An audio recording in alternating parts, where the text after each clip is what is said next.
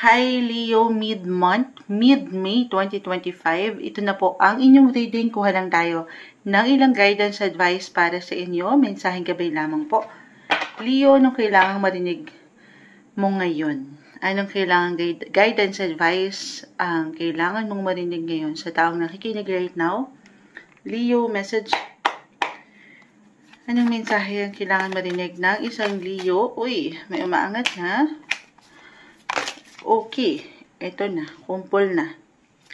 The Wheel of Fortune, the Four of Pentacles, the Magician, Four of Wands, napakaganda naman, walang tamis, pero tinapos na tayo ng Wheel of Fortune, the Magician, kumpleto rikato, mid-May, or kung meron kayong kinukumpleto, tinatapos na proyekto, halimbawa lang naman po, nasa inyo ang alas, andito na lahat.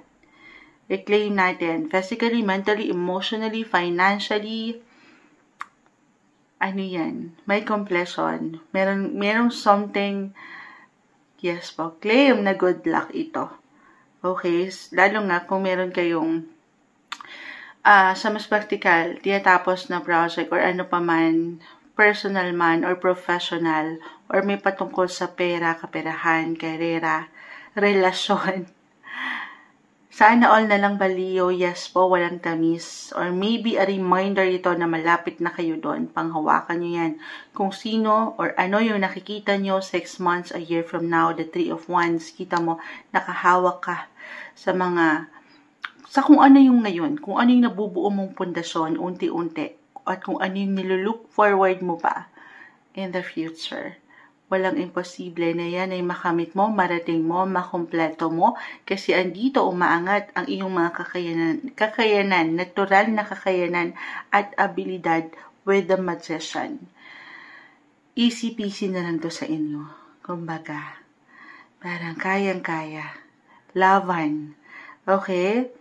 Other messages, kung hindi yan mag-apply for some of you, kasi nga dito kompleto kayo guys, Leo. I mean, hindi man perfect, okay? Pero yung ngayon, ito yung mahalaga. Dahil meron kayong kakayanan, kahit sa simpleng pagpapayo, maaring kayong higit na hanapin or maramdaman nyo na higit kayong kailanganin ng ilang tao sa inyong paligid.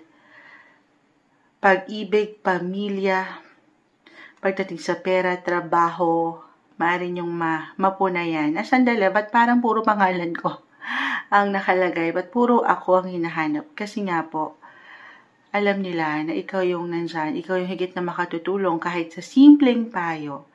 Wala mang patungkol ito sa pera. Okay, or maybe a reminder na kahit sa simpleng paraan mo, ay nandyan ka, makatutulong ka, or nakatutulong ka, Leo. Okay, other advice, messages na umaangat dito, kung meron ka mang kailangang buuing desisyon or aksyon. Okay. Maging ready ka dito kasi maaring wala kang options dito. Kasi ito na, timing. Parang ito na yung timing, ito na yung nilaan. Kailangan meron kang gawin. Parang no options. Kasi nga, andito, ready na ang mga sitwasyon sa'yo. Or a reminder that you're ready. Huwag kang matakot, huwag kang ibabawan ng pangamba. Uulitin ko, kompleto na ang mga bagay. Okay? Okay. Other messages?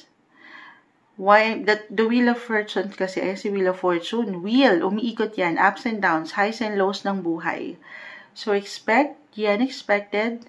Aring kailangan panatilihin yung pagiging adaptable and flexible mo. Maaring meron lang hindi mo inaasahan na ganap sa iyong paligid at kailangan ng iyong sapat na pag-unawa. Okay? Or sapat na pagsabay sa ilang ganap na ito. Pero at the end of the day, sabi ko nga, kompleto. Kung hindi man parang umaayon or sa palagay nyo, parang hindi naman moonshot, hindi pa rin umaayon or ayon sa akin ng mga sitwasyon. Sa huli, hindi nyo pa man yan ma-realize or maisip agad ngayon. Pero sa huli yan po ay higit para rin sa inyong ikabubuti. Meron at meron kayo ditong mababaon na lesson. Lessons learned in life, yes po. Okay? Hindi man madali. Or maybe assign to, kung ngayon nyo palang ito mararamdaman, meron kayong tatapusin na project, or aayusin, kukumpunihin, aayusin na relasyon, or kukumpunihin pagdating sa inyong mga tahanan. Yes po, the Four of Wands is here. O yung nilulook forward yung kayo in the future, ngayon pa lang, papaangatin. Kahit sa simpleng pagpaplano, panghawakan nyo yan, huwag nyong pagdudahan ang inyong mga kakayanan. Okay? Ayan. Or other messages, the Four of Pentacles, kasi nga ups and downs, baka may ilang unexpected dito na ganap at kailangan dito ng higit na focus nyo o paangatin nyo po yung inyong mga awareness.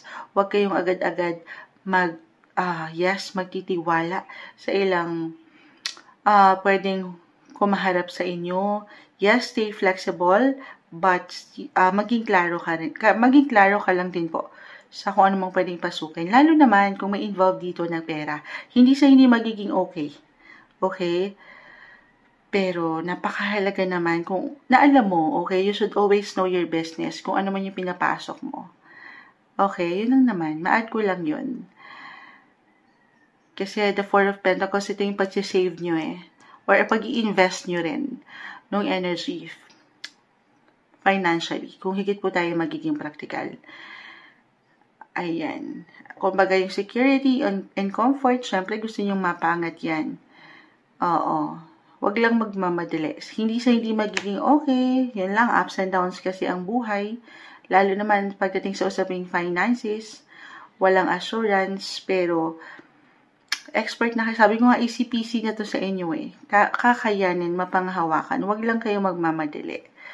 Very important na mapanatili nyo yung sapat na judgment na may pagkaklaro, yung awareness.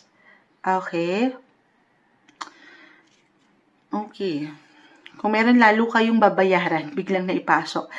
Meron kayong babayaran or may ilang kailangan ganap kayong i-priority. So, ayaw nating napunta yan sa wala. Okay, lalo this is something na pinaghirapan nyo, pinagsikapan. Actually, claim natin, sabi ko nga may makukumpleto, may magandang opportunity, magical, the magician, may kasiyahan po. The Four of Wands, kahit sa simpleng paraan, may celebration, or a reminder ito, the Knight of Pentacles, to celebrate, Leo. Celebrate your small wins, lalo pa kung alam mo naman sa iyong sarili, na nanlaban ka, work kung work, grind kung grind, lavarn kung lavarn. Yan ang hindi mababalewala.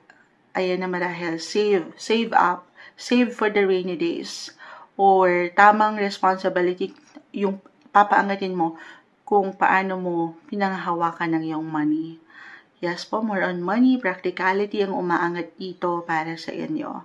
On fire ang ilang situation, maganda. Paniwalaan mo lang palagi na maganda talagang patutunguhan ng iyong ilang decisions or pag-action. Huwag pagdududahan ng iyong kakayanan. Stay positive. Ito yung umangat na message marahil na kailangan mong marinig ngayong mid-month of May 2025, Leo.